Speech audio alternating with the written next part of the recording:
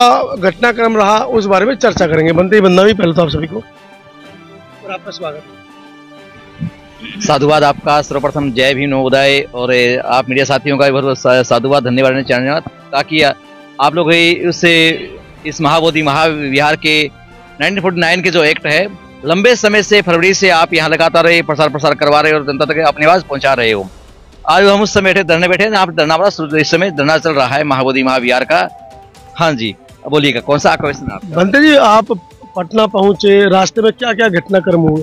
देखिए, ये जो यात्रा है, लगभग महीने पहले हमारी यात्रा घोषणा हुई थी कि एक साथ 2000 भिक्षु यहाँ से यात्रा लेकर के हमें सीएम को ज्ञापन देंगे और 2000 भिक्षु सीएम का उसके जो सचिवालय है वहाँ पर हम लोग अपनी आवाज बुलंद करेंगे सीएम के सामने। ये बात की हमने यहाँ से घोषणा हुई थी और 4 तारीख को हमारी यात्रा लगभग 300 लेके 500 भिक्षुओं के बीच में हमारी यात्रा शुरू हुई थी यहाँ से, और तमाम भिक्षुओं में बड़ा एनर्जी जोश था। सारे देश भर से भिक्षु यहाँ बोध गया पहुंचे हैं। एक्ट के बारे में हम लोग उसका अवगत करवाएंगे, क्योंकि लगभग 85 दिन बीत चुके हम लोगों को। इसी बात को लेकर के तमाम भिक्षु यहाँ से हमारी रैली चली थी, एक लंबी कतार थी। उससे विशेष बात ये थी कि उसमें 70 साल की उम्र की ज्यादा से ज्यादा हमारे भिक्षु हमारे साथ में थे, और तमाम भिक्षुओं में इतना जोश था पटना पहुंचने का। और लगातार 3 दिन तक हमारी यात्रा इस तेज धूप के अंदर, लगातार भूख प्यास को सहन करते हुए, कड़ाके की तेज धूप के अंदर हमारी यात्रा लगातार पटना की तरफ बढ़ती रही। जिससे हमारे सीनियर भिक्षु हमारे साथ में अभी मेरे सुमेध जी हमारे पास बैठे हुए, बहुत ही ये अनुभवी बनते जी हैं। तो ये ऐसे अनुभवी भिक्षु लोग हमारे साथ लीडिंग कर रहे थे हमारी यात्रा को, और एक जोश के साथ उत्साह हमारे भिक्षु आगे बढ़ रहा था। बड़ी कष्ट पीड़ा होती है संघर्ष आंदोलन के अंदर, इतनी तेज धूप के अंदर पैदल चलना। लगातार पहले दिन हम लोगों लगभग 25 किलोमीटर की यात्रा हम लोगों ने कवर की थी। 25 किलोमीटर की यात्रा और हम नेक्स्ट डे हमने कहा हमारा जो पड़ाव रहा, उसके अगले दिन हम लोगों ने यात्रा शुरू की। लगातार दिन भर हम लोग चलते रहे और लगातार हमें 5 तारीख को शाम को हमारी यात्रा पटना पहुंची। और जैसे पटना पहुंचे, रात्रि के समय तक हम यात्रा करते हुए पटना के बाजार से गुजरते हुए हम लोग जा रहे थे, और यात्रा के मध्य बहुत से लोगों ने बहुत भिक्षुओं का स्वागत भी किया, उनका मान सम्मान भी किया। जैसे यात्रा गुजरती जा रही थी, लोगों के मन में एक ख्याल था, लोग पूछ रहे थे ये लंबे इतने पहली बार जो बोध गया से जो इतनी लंबी बोध भिक्षुओं की यात्रा यहाँ बिहार के इतिहास में इतनी लंबी यात्रा पटना की तरफ बढ़ रही है, इनका उद्देश्य क्या है? तो जिन लोगों को 1949 एक्ट के बारे में पता नहीं था, उन लोगों को इस बारे में पता चला। तो लोगों ने कहा ये तो बहुत बड़ा अन्याय हो रहा है कि यहाँ की सरकार, जबकि जो देश में जो कानून था, जो काला कानून जिसको हम बोलते हैं, वो काला कानून पहले जो संविधान लागू होने से पहले जो रद्द होना चाहिए था, और संविधान लागू होने के बाद में भी ये काला कानून बौद्धों पे लागू है। तो कहीं न कहीं बौद्ध धर्म के मानने वाले और बौद्ध लोगों के प्रति ये भारत देश के अंदर ये बड़ा ही अन्याय हो रहा है। और इसी बात को लेकर के हमने 6 तारीख को जैसे पूरे बाजार से हम अपनी यात्रा को लेकर के हमारे पहले यात्रा करते तमाम भिक्षु हमारे सचिवालय के तरफ हम गए, तो सचिवालय से पहले ही हम लोगों को पहले रोक लिया गया पुलिस फोर्स के द्वारा, और उस तेज धूप के अंदर हमें तमाम बौद्ध भिक्षु रोड पे बैठ गए। उस कड़ाके की धूप के अंदर हमारे तमाम बौद्ध भिक्षुओं को आगे नहीं जाने दिया। तो ये एक ऐसा एक प्रकार का अन्याय भिक्षुओं के प्रति कि वो धर्मगुरु, जिन धर्मगुरुओं के जब यहाँ के पीएम विदेशों में जाते हैं तो तमाम बौद्ध भिक्षुओं के उनको दंडावत प्रणाम करते हैं, उनको नमन करते हैं और भिक्षुओं को प्रति सम्मान दिखाते हैं। वही बौद्ध भिक्षु जब भारत के अंदर एक तेज धूप के अंदर सड़क पर उनको बैठना होता है और सड़क पर बैठकर उनकी आवाज को नहीं सुन पाता है, तो ये बौद्ध धर्म के प्रति और बौद्ध भिक्षुओं के प्रति ये कहीं न कहीं कोई ये उदासीनता दिखाई दे रही है। चलिए, भिक्षु प्रज्ञा सागर ने पूरे रास्ते का वृत्तांत बताया। अब चर्चा करते हैं भिक्षु सुमेधो जी से। भिक्षु सुमेधो जी के बारे में मैं बता दूं, देश के शायद पहले वो भिक्षु हैं जो 20-22 वर्ष की उम्र में इंग्लैंड से प्रैक्टिस करके आए हैं बुद्धिज्म की।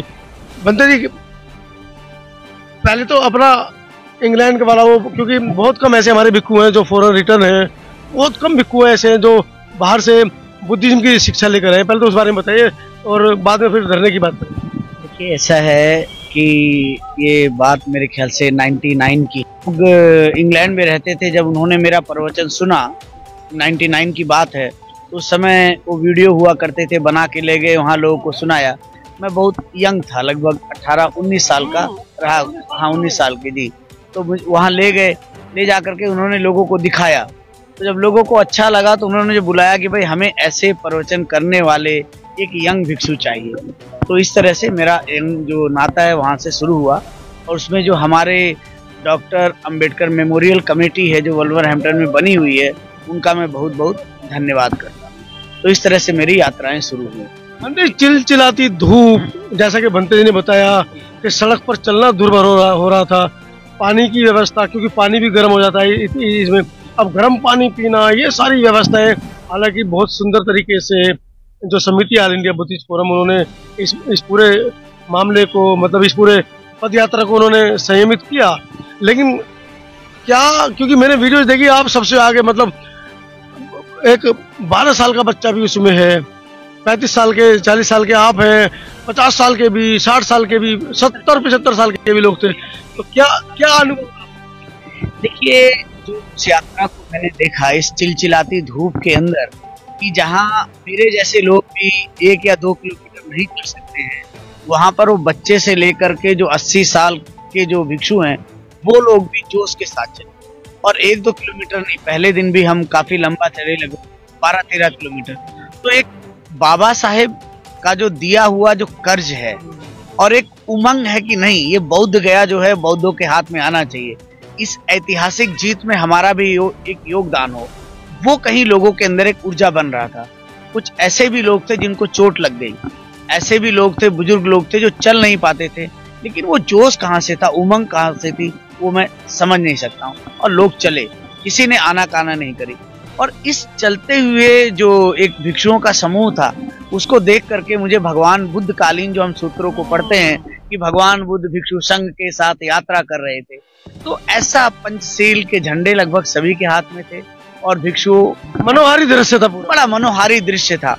और जो लोग थे, जो आसपास के लोग थे, जिन बाजारों से गुजरे, सभी लोगों ने स्वागत किया और सभी लोग आनंदित हुए और वो जानना चाहते थे आखिर है क्या। तो पहली बार बिहार के जनमानस में ये बात पता चली कि 1949 का जो एक्ट है वो गलत है। हाँ, वो रूल कर रहा है और वो गलत है, बौद्धों की चीज बौद्धों को मिलना चाहिए।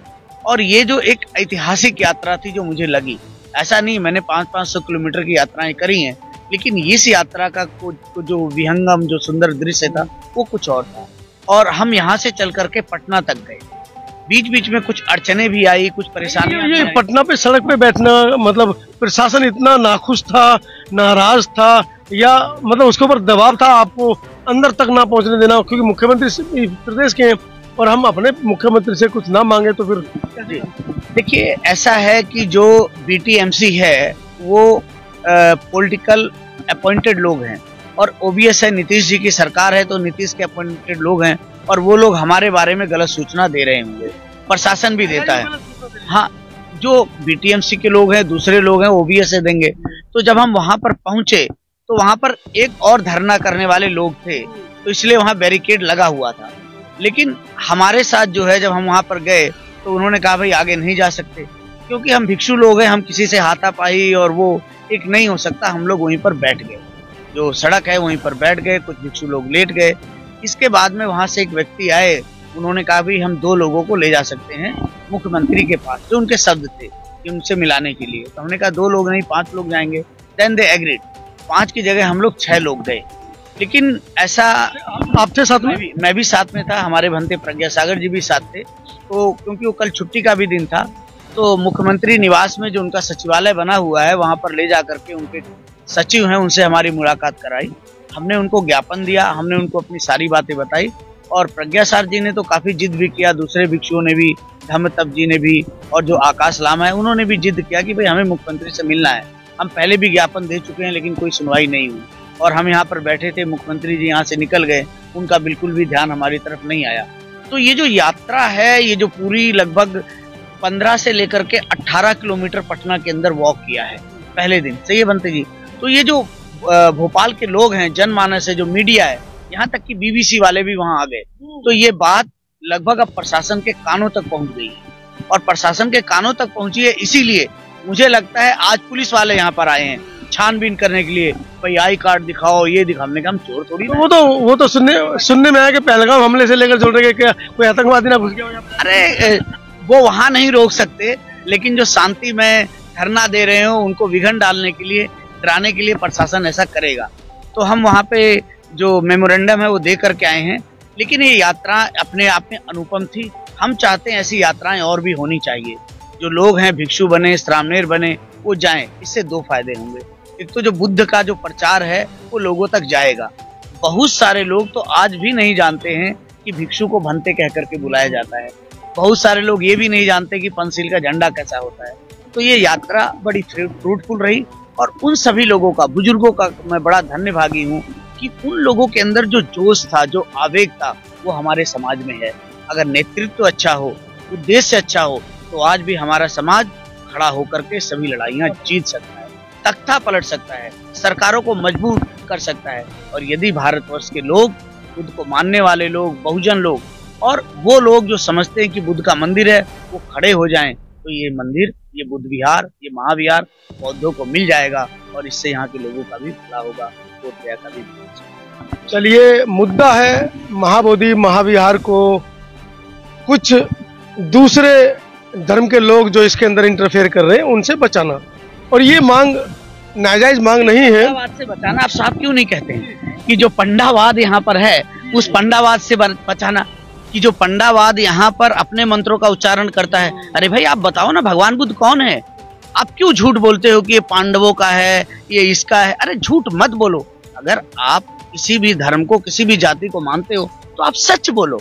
तो इस बुद्ध विहार को पंडावाद से भी बचाना चाहते हैं जी। स्पष्ट शब्दों में मैं आ रहा हूँ आपकी तरफ। स्पष्ट शब्दों में भंते जी ने कहा कि ब्राह्मणवाद जो हावी है इस पूरे देश के अंदर और खासकर इस विश्व धरोहर के ऊपर, उससे इसको मुक्त कराना मुख्य उद्देश्य है।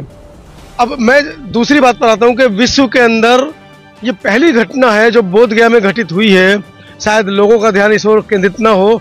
आंदोलन से 1 या 2 दिन पहले, मतलब 4 तारीख को जो पद यात्रा चल रही थी भंते जी, उससे 1 या 2 दिन पहले ये कहा जा रहा था कि हम वहां पर ज्ञापन सौंपेंगे जाके मुख्यमंत्री जी को। लेकिन 4 तारीख की धम्म यात्रा से 1 दिन पहले 3 तारीख की रात को उस ज्ञापन का नाम बदलकर उसको एक निमंत्रण का नाम दे दिया गया कि हम अपने, नहीं, लामा जी ने कहा कि हम निमंत्रण देने जा रहे हैं।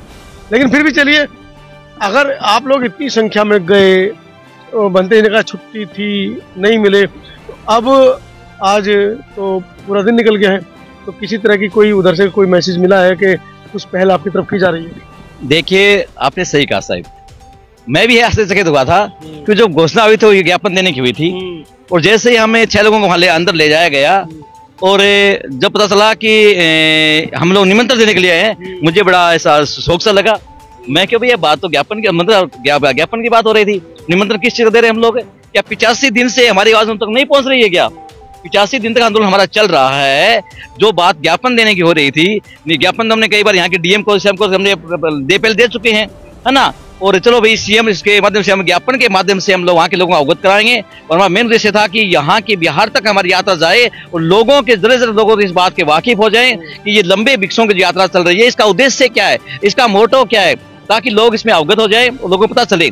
और हम उद्देश्य ज्ञापन देकर सीएम को अवगत कराएंगे कि भाई आप जो 1949 का जो एक्ट है, इस काले कानून को बंद कीजिए और ये बौद्धों की धरोहर बौद्धों को सौंपिए, क्योंकि विश्व की सबसे बड़ी धरोहर है महाबोधि महाविहार है, जिसके अंदर आप पंडा पुजारी बैठे हुए हैं, वहां पर आप यज्ञ हवन पूजा पाठ करा रहे हो। क्या ये बौद्धों की परंपरा नहीं है? और वहां पर आप लोग इसका जो दिखावा कर रहे हो, आडंबर कर रहे हैं, उन लोगों को रोकिएगा। और ये शुद्ध जो बुद्धिज्म है, ये यहाँ के भारत के लोगों को और विश्व के लोगों को आप ये जो बौद्ध धर्म महाबोधि विहार है, उन लोगों को सौंपिए। सीएम के लिए ज्ञापन देंगे।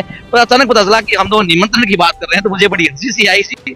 ये निमंत्रण किस जगह निमंत्रण दे रहे हैं कि 12 पूर्णिमा को हमारा कार्यक्रम हो रहा है जी। मैं इस पे बोलना चाहूंगा, देखो ऐसा है, निमंत्रण जो होता है उसका कोई इनविटेशन कार्ड छापा जाता है। ऐसा कोई इनविटेशन कार्ड हमने नहीं छापा, उनको ज्ञापन ही दिया गया है। क्योंकि 12 मई की बुद्ध जयंती है, तो मौखिक रूप से कहा गया कि जो वहां पर बैठे हुए आकर के आप देखिए, आप आकर के बुद्ध गया के अंदर बुद्ध जयंती मनाइए। तो वो निमंत्रण नहीं है। हमने जो दिया गया, जो मैंने देखा, वो ज्ञापन ही दिया गया है, लेकिन मौखिक रूप से ये एक मुद्दा हो सकता है। मैं आज की एक घटना बता देता हूँ। जैसे कि भंते जी ने कहा कि ब्राह्मणवाद से मुक्त कराना है। आज सुबह लगभग 8 बजे महाबोधि महाविहार के बाहर महाराष्ट्र से आए WH न्यूज चैनल ने मेरा साक्षात्कार लेने की पेशकश की। मैं वहां पहुंचा, मेरा साक्षात्कार चल रहा था। वहां पर बैठे कुछ जातिवादी लोगों ने जब इंटरव्यू खत्म होने वाला था, जाकर पुलिस प्रशासन को ये कहा कि देखिए यहाँ पर ये इंटरव्यू ले रहे हैं, जबकि महाबोधि महाविहार की परिधि के बाहर थे कोई इस तरह का कोई लिखित में आदेश नहीं है कि वहां पर हम मीडिया इंटरव्यू नहीं ले सकती है। जब कोई यादव थे करके कांस्टेबल, उन्होंने आके इंटरव्यू चलते समय बीच में रोक दिया। आप है हटो ऐसे, ये मतलब उन्होंने इस तरीके से बोला कि मैं भी हैप्पी रहेगा कि मीडिया को चलते इंटरव्यू कैसे रोक रहे। हालांकि कैमरा बंद नहीं हुआ, वो पूरी शूटिंग हमारे पास है और शायद थोड़ा सा हल्का था और शायद WS न्यूज ने वो डाली भी होगी। लेकिन जब मैंने उनसे पूछा, उन्होंने कहा कि मौखिक हमको आदेश है कि यहाँ पर किसी तरह का कोई इंटरव्यू नहीं लिया जाता। मैंने कहा तो मौखिक तो मुझे भी DM ने आदेश दिया है कि आप BTMC के जाके सचिव बन गए हो, चलो मुझे छोड़ के। तो उस बात को लेकर जब मैं उनसे भीड़ पड़ा, उनकी मेरी तू मैं हुई, तब वो अपने रास्ते को बचते नजर आए। हालांकि मैंने उनसे बाद में कहा कि आप यादव समाज से हैं, शूद्र समाज से हैं और आप हम हमारे मूल निवासी समाज से हैं, उसके बावजूद आप हमारी आवाज को इस तरह दबा नहीं सकते। तो बनते ये बड़ा आज मामला कर यहाँ पर भी हुआ। तानिश साहब यहाँ पर देखिए 84 दिन से बैठे हैं। आज यहाँ पर पुलिस आई, कहती है जी हम सभी के आई कार्ड चेक करेंगे। मैंने कहा आप कौन होते हो चेक करने वाले? अगर आदेश है तो आदेश लेकर के आओ। भाई अगर हम लोग यहाँ बैठे हुए हैं, पूरे सरकार, पूरे देश, पूरी दुनिया को पता है कि हम धरने पर बैठे हुए हैं, ठीक है। अगर हम लोग खुद लिख रहे हैं, जो व्यक्ति आ रहा है उसका नाम, पता, एड्रेस, आधार नंबर, जो भी ID प्रूफ नंबर हम लिख रहे हैं। आपको डिटेल चाहिए वो डिटेल ले लो, क्योंकि हमें भी है कि कोई बात नहीं, हमें पुलिस प्रोटेक्शन हो। लेकिन आप आकर के वर्दी के अंदर एक एक का आधार चेक करके आप डर पैदा करना चाहते हो। तो ये ऐसे लग रहा है कि मुझे जो प्रशासन है वो हमारे लोगों के बीच में डर और भय पैदा करना चाहता है, ताकि 12 तारीख को अधिक से अधिक बौद्ध अनुयायी लोग यहाँ बुद्ध की भूमि में आकर के, ज्ञान और मोक्ष की भूमि में आकर के यहाँ पर अपने जो श्रद्धा सुमन है वो अर्पित नहीं कर सके। बनते जी की बात को आगे बढ़ा रहा हूँ, उसके बाद अपने इस लाइव सेशन को हम बंद करेंगे। BTMC एक्ट को लेकर तो धरना चल रहा है, माफ कीजिएगा गलत शब्द मेरे से निकल गया, आंदोलन चल रहा है। लेकिन उससे बड़ा आंदोलन हमको चलाना है मैन टेम्पल जो है। मैन टेम्पल के अंदर तो सिक्योरिटी गार्ड का जो सिस्टम है वो इतना घटिया सिस्टम है, इतना नालायक सिस्टम है कि भारत का कोई भी बौद्ध अनुयायी वहां पर जाता है तो उसको इस तरीके ट्रीट किया जाता है जैसे वो विदेशी हो या वो कोई आतंकवादी हो। उसको इस तरीके से बदतमीजी से पेश किया जाता है, बदतमीजी से उसको बात की जाती है कि वो एक बार आ गया तो दोबारा नहीं जाएगा। लेकिन उसके अलावा बनते जी, विदेशी लोग जो आते हैं, जो डॉलर लेकर आते हैं, उनको इतने प्यार से ट्रीट किया जाता है। अंतानी जी, दो चीजें और हैं। पहली बात कि वहाँ पर लोगों का फोन और कैमरा ले जाना बंद क्यों है? जो विदेशों से बंदे जी काउंटर बंद कर दिया। काउंटर बंद। जो विदेशों से लोग यहाँ आते हैं हजारों लाखों रुपया खर्च करके, वो चाहते हैं कि एक यादगार चीज जाए कि भगवान बुद्ध के आगे नतमस्तक हुए थे। वो कैमरा क्यों बंद है? इस देश के लोगों को आवाज, बौद्धों को आवाज उठानी चाहिए। एक दूसरी चीज है, उस परिसर के अंदर जो सिक्योरिटी वाले लोग हैं हथियार लेकर के क्यों जाते हैं? परिसर के अंदर सिक्योरिटी वालों के पास हथियार नहीं होने चाहिए। सिक्योरिटी वाले लोग जो हैं वो अपना हथियार परिसर के बाहर, उनका व्यवहार भी विनम्र होना चाहिए। उनका जो लहजा है वो सब चीज नम्र होनी चाहिए। वो ज्ञान और मोक्ष की भूमि है, उसकी पवित्रता को भी मेंटेन रखना चाहिए, ऐसा हम चाहते हैं। जो बिल्कुल पहाड़ों वाली माता कहा जाता है हिंदू धर्म के अंदर। वहां से जब उनकी सुबह को प्रार्थना होती है, पूरे दिन वो लाइव चलती है। और एक हमारा महाबोधि टेम्पल है कि हम पूरे भारत में और भारत के बाहर से कहीं से आ रहे हैं तो हम एक फोटो यादगार के रूप में नहीं खींच सकते। बड़े शर्म की बात है। मेरा मुख्यमंत्री नीतीश कुमार से आज के साक्षात्कार के स्पष्ट ये कहना है कि BT एक्ट 49 को लेकर थोड़ा संजीदा हो जाए। आने वाला समय आपके लिए 20 वर्ष आपने बढ़िया पकवान मुख्यमंत्री आवास के अंदर बैठकर खाए हैं। कहीं इस जनता का दिमाग फिर गया और फिर ही रहा है। कहीं ये जनता आपके खिलाफत हो गई तो आपको इस बार अंदर बैठने नहीं दिया जाएगा। आप कुछ ऐसा कीजिए कि इतिहास में आपका नाम दर्ज हो जाए। आप एक अच्छे मुख्यमंत्री रहे, तभी आपको 20 साल बिहार की जनता ने चुना है। इस बार भी आप कुछ ऐसा इतिहास बना दें कि पूरे एक बार बिहार की जनता आपको धन्यवाद करे और आपको पुनः मुख्यमंत्री पद की जो कुर्सी है उसको पुनः एक बार आसीन कर दे। पूरी वीडियो के बारे में आपका क्या राय है कमेंट सेक्शन में जरूर लिखिएगा। और हाँ, जो लोग 10, 11, 12, 13 तारीख को पूरे देश से आ रहे हैं, एक बार कमेंट सेक्शन में नमो बुद्धाय जय भीम BT एक्ट निरस्त करो का नारा जरूर लगा दीजिएगा। धन्यवाद।